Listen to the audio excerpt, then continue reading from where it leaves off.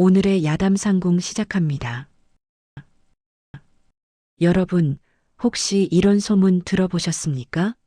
억울하게 죽은 남편이 너무나 그리워 밤마다 눈물로 지새우면 하늘이 감동하여 죽은 남편의 혼을 산 사람의 몸에 빌려보내준다는 기이한 이야기 말입니다.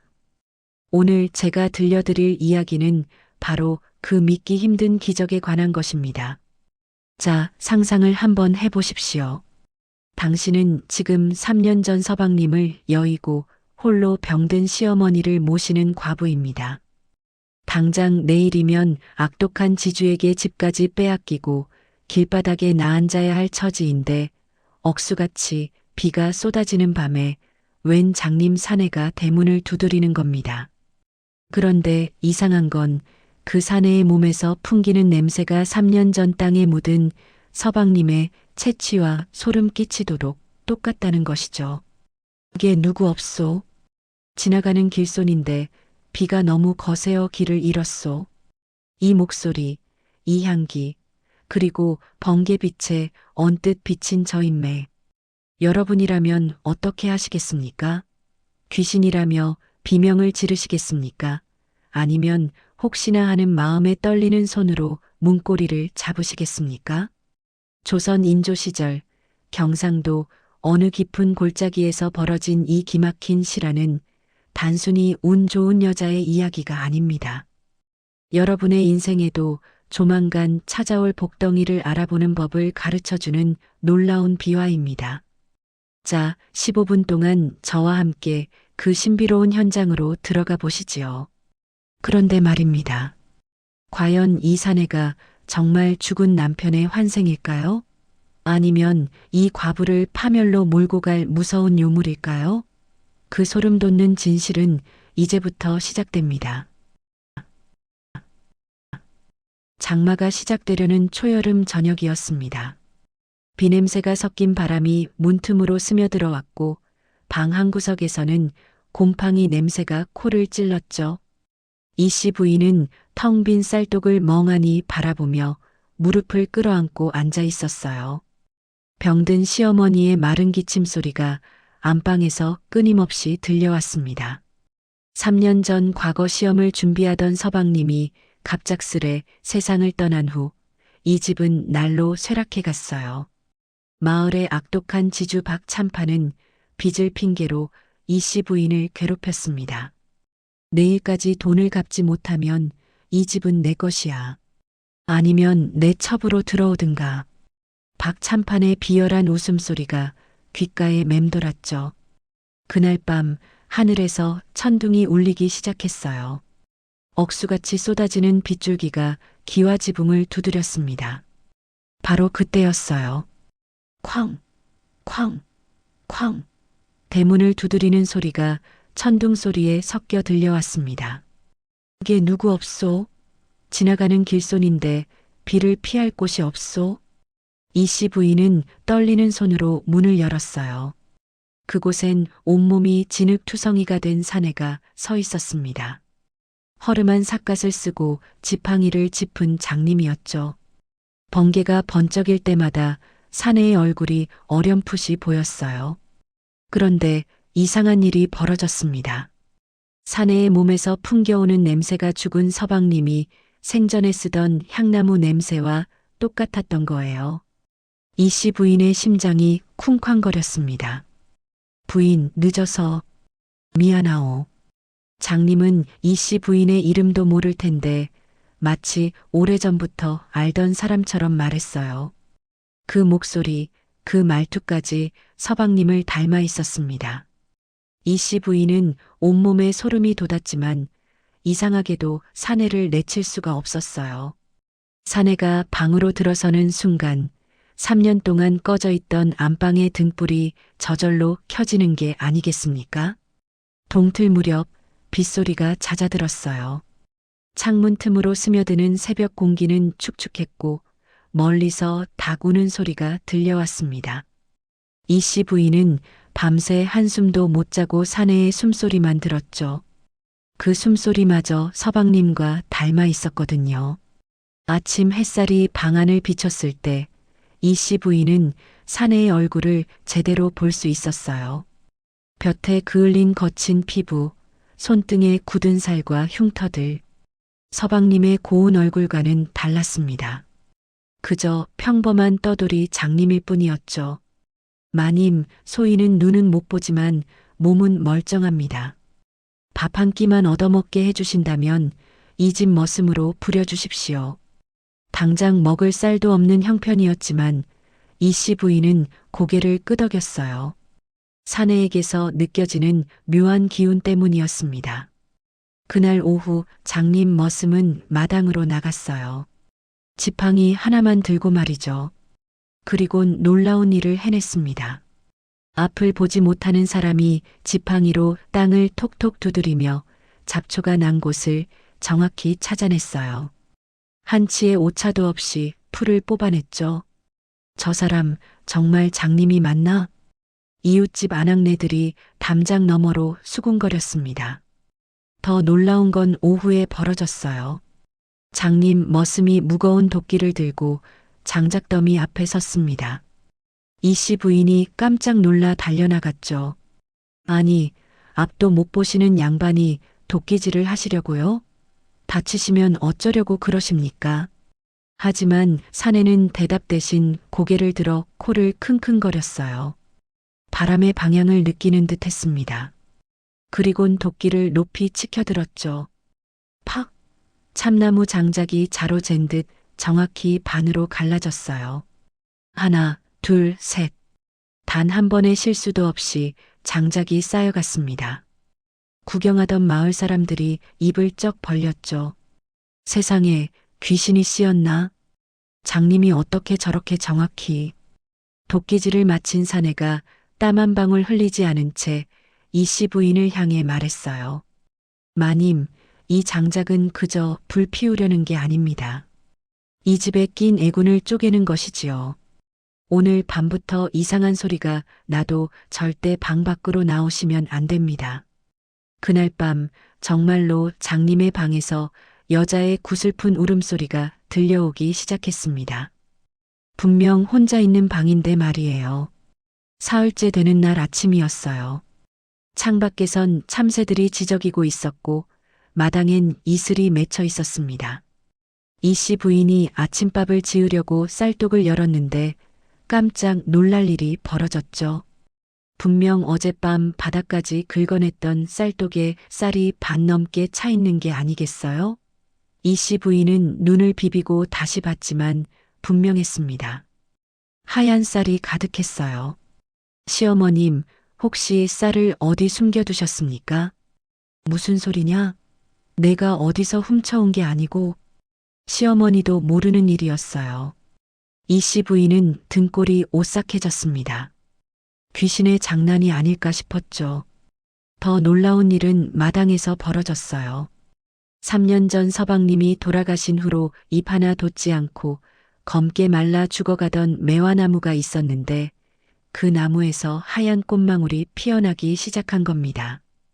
한여름의 매화라니요. 세상에 저 나무가 살아났어. 마을 사람들이 하나둘 모여들었어요. 모두들 신기하다며 혀를 내둘렀습니다. 장님이 들어온 후로 이상한 일만 생기네. 복을 가져온 게 아닐까? 이 씨 부인은 떨리는 마음으로 장님 머슴을 찾아갔어요.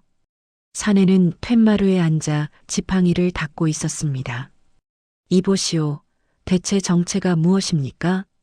그대가 들어온 후로 죽은 나무가 살아나고 쌀이 솟아나니 이게 도대체 어찌된 일입니까? 장님은 허허 웃으며 대답했어요. 마님, 복은 넝쿨째 굴러온다고 하지 않습니까? 그저 이 집이 제 임자를 다시 만난 것뿐입니다. 다만 곧 큰 바람이 불어올 테니 마음 단단히 먹으셔야 합니다. 큰 바람은 바로 다음 날 들이닥쳤어요. 박참판이 하인들을 이끌고 대문을 부수고 들어온 겁니다. 이 과부녀나, 장님 놈을 끌어들여 요술을 부린다더니 과연 괴상한 일이 벌어지는구나. 저 매화나무를 당장 뽑아 내 집으로 옮겨라. 박참판의 하인들이 몽둥이를 들고 달려들었어요. 이씨 부인이 울며 매달렸지만 박 참판은 그녀의 뺨을 세게 때렸습니다. 바로 그 순간 툇마루에 앉아있던 장님이 벌떡 일어서더니 감았던 두 눈을 번쩍 떴습니다. 그 눈빛은 사람의 것이 아니라 맹수의 것 같았어요. 그날 밤은 유난히 고요했어요. 귀뚜라미 소리만 간간히 들렸고 달빛이 마루에 하얗게 내려앉아 있었습니다. 이씨 부인은 가슴이 두근거려 잠을 이룰 수 없었죠. 장님이 눈을 뜬 장면이 자꾸 떠올랐거든요. 저 사람 정말 장님이 맞을까? 호기심을 참지 못한 이씨 부인은 장님의 방으로 살금살금 다가갔어요. 문틈으로 희미한 불빛이 새어나오고 있었습니다. 앞을 못 보는 사람이 왜 등불을 켰을까요? 이씨 부인은 숨을 죽이고 문구멍으로 안을 들여다봤어요. 순간 비명을 지를 뻔한 걸 간신히 참았습니다. 방 안엔 허름한 머슴이 없었어요. 허리를 꼿꼿이 펴고 정자한 사내가 등불 아래서 책을 읽고 있었습니다. 장님이 책을 읽다니요. 더 놀라운 건 그 목소리였어요. 나지막하게 읊조리는 시 구절이 들려왔습니다. 천하의 이치는 돌고 도는 법이니 쥐새끼 같은 놈들이 호랑이 가죽을 쓰고 백성을 괴롭히니 내 어찌 눈을 뜨고 이를 보겠는가. 그 목소리엔 위엄이 넘쳤어요. 마치 대궐의 정승을 대하는 듯 했습니다. 책장을 넘기는 손길도 귀한 선비의 것 같았죠. 이씨 부인은 너무 놀라 뒷걸음질을 치다가 마당의 물동이를 건드리고 말았어요. 쨍그랑 소리와 함께 방 안의 불이 훅 꺼졌습니다. 어둠 속에서 굵직한 목소리가 들려왔어요. 부인, 들어오시지요. 떨리는 다리로 방 안에 들어간 이씨 부인. 어둠 속에서 사내가 그녀의 손을 잡았습니다. 그런데 그 손의 감촉이 3년 전 매일 주물러주던 서방님의 손에 있던 흉터가 그대로 느껴지는 게 아니겠어요? 부인, 놀라게 해서 죄송합니다. 하지만 이제 진실을 말씀드릴 때가 온 것 같습니다. 사내는 천천히 입을 열었어요. 저는 장님이 아닙니다. 1년 동안 장님 행세를 하며 이곳까지 온 김진사라 합니다. 부인의 서방님, 제 가장 절친한 벗이었던 그분의 원수를 갚으러 왔습니다. 부인의 서방님은 병으로 돌아가신 게 아닙니다. 박참판 그자가 독을 탄 것입니다. 새벽 공기가 차갑게 피부를 스쳤어요. 창밖에선 까마귀 우는 소리가 불길하게 들려왔습니다. 이씨 부인은 밤새 김진사의 이야기를 들으며 눈물을 흘렸죠. 서방님이 병으로 돌아가신 게 아니라 독살당했다는 사실에 가슴이 찢어지는 것 같았어요. 부인, 늦게 와서 정말 죄송합니다. 친구의 아내인 마님께서 이토록 고생하시는 줄도 모르고. 김진사는 깊이 고개를 숙였습니다. 그의 목소리엔 진한 죄책감이 묻어났어요. 서방님은 박참판의 비리 장부를 손에 넣으셨습니다. 과거 시험 직전이었죠. 그 사실을 안 박참판이 약을 보낸 겁니다. 몸보신하라며 인삼차라고 속여서 말이죠. 이씨 부인은 주먹을 불끈 쥐었어요. 3년 전 그날이 떠올랐습니다. 서방님이 갑자기 피를 토하며 쓰러졌던 그 끔찍한 순간이요. 그놈이 우리 서방님을. 제가 1년 동안 전국을 떠돌며 증거를 모았습니다. 이제 박참판의 목줄을 쥘 준비가 다 되었어요. 하지만 부인께선 안전한 곳으로 피해 계셔야 합니다. 하지만 슬퍼하고 준비할 겨를도 없었어요. 동이 트자마자 박참판이 관과 포졸들을 이끌고 대문을 부수며 들어온 겁니다. 쾅쾅쾅 요란한 소리와 함께 마당이 온통 아수라장이 됐죠. 이 과부년아, 장님 농가 공모에 요술을 부려 백성을 현혹한 죄 오늘 단단히 물어주마. 박참판은 의기양양하게 호령했어요. 그리곤 이씨 부인의 뺨을 또다시 후려쳤습니다. 따끔한 통증이 얼굴에 퍼졌죠. 이년아, 내 첩으로 들어오라면 고맙게 받을 것이지. 어디서 수작이야. 박참판이 이씨 부인의 저고리 섭을 잡으려는 순간이었어요. 툇마루에서 위험 있는 목소리가 울려 퍼졌습니다. 감히 누가 조정의 명을 받은 암행어사 앞에서 백성을 해치려 하는가. 모두가 그쪽을 돌아봤어요. 어젯밤까지 허름한 머슴 차림이던 김진사가 눈부시게 하얀 도포를 입고 서 있었습니다. 그의 손엔 옥빛으로 빛나는 마패가 들려 있었죠. 암행어사 출두야. 그 외침과 함께 담장 너머에서 수십 명의 광군이 일제히 뛰어들어왔습니다. 암행어사 출두야. 우렁찬 외침이 마을 전체를 뒤흔들었어요. 아침 안개가 채 거치지 않은 마당에 광군들의 발소리가 울려 퍼졌습니다. 박참판은 그 자리에 주저앉아 버렸죠. 얼굴이 하얗게 질려서는 입술이 파르르 떨렸어요. 어사 나으리. 이게 무슨. 김진사는 형형한 눈빛으로 박참판을 내려다봤습니다. 그 눈엔 3년 동안 쌓인 분노가 타오르고 있었어요. 박참판, 내 놈이 3년 전 이 집의 선비를 독살하고 비리 장부를 빼앗은 죄, 그리고 과부를 핍박해 재산을 강탈하려 한 죄. 내 이미 한양에서부터 내 놈의 죄상을 낱낱이 파악하고 내려왔노라. 광군들이 일제히 박참판을 에워쌌어요. 박참판의 하인들은 몽둥이를 버리고 사방으로 도망치기 바빴습니다. 나으리, 살려주십시오. 저는 그저 빌려준 돈을 받으려 한 것뿐입니다. 박참판이 손이 발이 되도록 빌었지만 김진사는 냉정했어요. 그는 박참판의 품속을 뒤져 숨겨둔 비리 장부를 꺼냈습니다. 까맣게 적힌 글씨들이 빼곡했죠. 이것 보시오. 관가의 쌀을 빼돌려 팔아먹고 세금을 횡령하고 백성들의 땅을 강탈한 기록이 여기 다 있소. 마을 사람들이 하나둘 모여들었어요. 모두들 놀란 표정으로 지켜봤습니다. 광군들은 박참판의 집으로 달려가 창고를 뒤졌어요. 그곳에선 금은 보화가 산더미처럼 쌓여 있었습니다. 백성들에게서 빼앗은 재물들이었죠. 이 모든 것을 원래 주인들에게 돌려주도록 하라. 김진사의 명령이 떨어졌어요. 마을 사람들은 환호성을 질렀습니다. 만세, 암행어사 나으리 만세. 과부집 장님이 진짜 복덩이였구나. 박참판은 그 자리에서 칼을 씌워 관가로 끌려갔어요. 그의 비명소리가 멀어져 갔습니다. 이씨 부인은 매화나무 아래 주저앉아 울었어요. 3년 동안 가슴에 맺혔던 한이 눈물과 함께 흘러내렸습니다. 이제야 서방님이 편히 눈을 감으실 수 있을 것 같았죠. 모든 일이 끝난 후 김진사가 이씨 부인에게 다가와 말했습니다. 부인, 사실 이 집안의 기적들은 제가 한 것이 아닙니다. 진짜 복덩이는 따로 있었지요. 한낮의 햇살이 따스하게 마당을 비쳤어요. 매화꽃 향기가 바람에 실려 코끝을 간지렸습니다.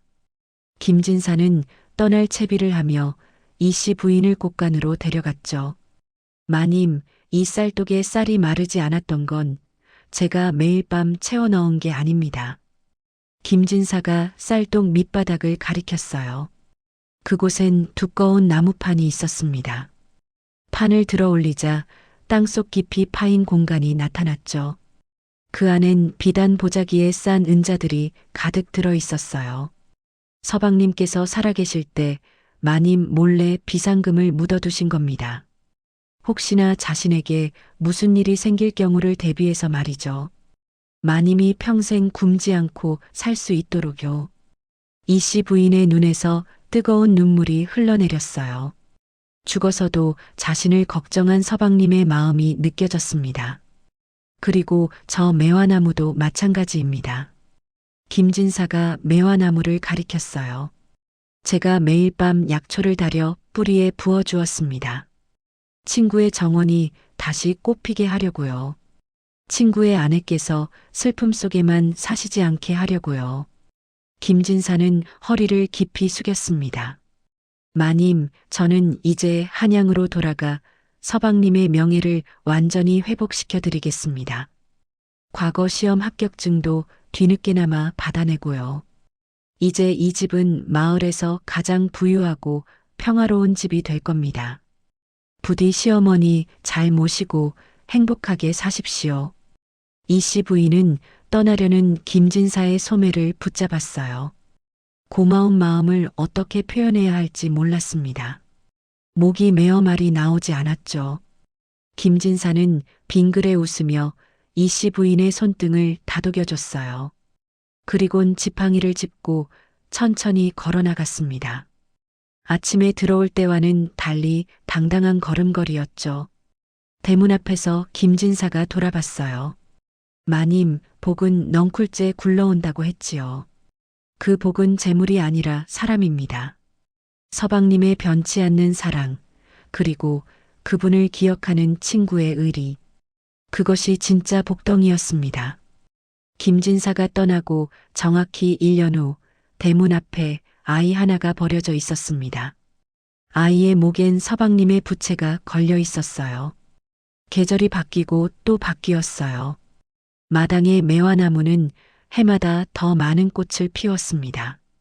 봄이면 온 마을에 매화 향기가 가득했죠. 이씨 부인은 그 아이를 정성껏 키웠어요. 아이는 김진사가 전쟁통에 고아가 된 서방님의 먼 친척을 찾아낸 것이었습니다. 대가 끊길 위기였던 집안에 아들이 생긴 거죠. 시어머니는 아이를 보며 매일 기뻐하셨어요. 우리 손자, 우리 손자. 병석에 누워 계시던 시어머니도 아이를 보고부터 기운을 차리셨습니다. 쌀독의 은자 덕분에 좋은 약을 쓸 수 있었거든요. 아이는 서방님을 꼭 닮아 총명했어요. 글을 가르치면 단번에 외웠고 예의범절도 바르게 자랐습니다. 이씨 부인은 아이를 보며 서방님을 떠올렸죠. 그리움과 행복이 뒤섞인 눈물을 흘렸어요. 세월이 흘러 아이가 장성했습니다. 15살이 되던 해 아이는 과거 시험을 보러 한양으로 올라갔어요. 이씨 부인은 매화나무 아래서 매일 기도했습니다. 서방님, 우리 아이 부디 지켜주세요. 그해 가을, 아이가 장원급제를 했다는 소식이 전해졌어요. 마을은 축제 분위기였습니다. 북소리와 징소리가 울려 퍼졌죠. 바로 그날 백발이 성성한 노인 하나가 대문을 두드렸어요. 김진사였습니다. 이제 정승의 자리에 오른 그는 직접 축하하러 온 거죠. 부인, 이제야 친구 면목이 섭니다. 저 아이가 장원급제를 했으니 서방님도 저 세상에서 춤추고 계실 겁니다. 두 사람은 매화나무 아래 앉아 차를 마셨어요. 하얀 꽃잎이 바람에 날려 차잔에 떨어졌습니다. 김나을이 그때 장님으로 오시지 않았다면 저는 아마 아닙니다, 부인. 부인께서 그날 밤 문을 열어주지 않으셨다면 저도 아무것도 할 수 없었을 겁니다. 복은 받아들일 준비가 된 사람에게만 찾아오는 법이지요. 저녁 노을이 마당을 붉게 물들였어요. 멀리서 아이가 흰말을 타고 돌아오는 모습이 보였습니다. 화려한 관복을 입은 아이의 얼굴엔 환한 미소가 가득했죠. 이씨 부인은 눈물을 닦으며 중얼거렸어요. 서방님, 보고 계시지요? 우리 이겼습니다. 매화 향기가 바람에 실려온 마을을 감쌌습니다. 그 향기는 희망의 냄새였고, 사랑의 냄새였고, 의리의 냄새였어요. 넝쿨째 굴러온 복덩이는 한 집안을 살렸고, 그 복은 대대손손 이어질 것입니다. 오늘 들려드린 이 기막힌 복덩이 이야기가 여러분의 댁에도 고스란히 스며들기를 간절히 바랍니다. 옛말에 좋은 이야기를 나누면 그 복이 곱절이 되어 돌아온다고 했습니다. 오늘 이 영상에 좋아요 한번 누르시고 아래 댓글에 복이라고 한마디 남겨보세요. 그 기운이 여러분의 가정에 넝쿨째 굴러들어갈지도 모릅니다. 저는 다음에도 가슴 시원하고 통쾌한 이야기로 찾아뵙겠습니다. 오늘도 평안한 밤 되십시오. 감사합니다.